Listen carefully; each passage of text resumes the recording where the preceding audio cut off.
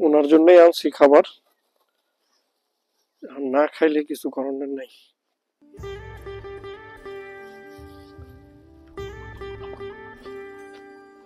Side থেকে দিব। দাদি, এই যে আপনার খাবার, কেক, তারপরে হচ্ছে পানির বোতল আছে, হ্যাঁ খাইয়েন। হ্যাঁ,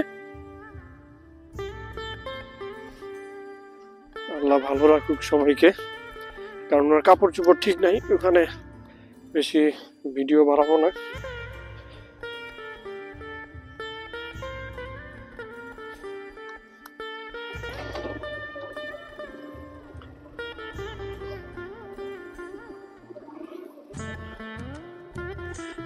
তো ওখানে ভিডিওটা আমি বাড়াবো না, কারণ ওনার কাপড় চোপড়ের অবস্থা ভালো ছিল না, এই কারণে কথা বলবো না।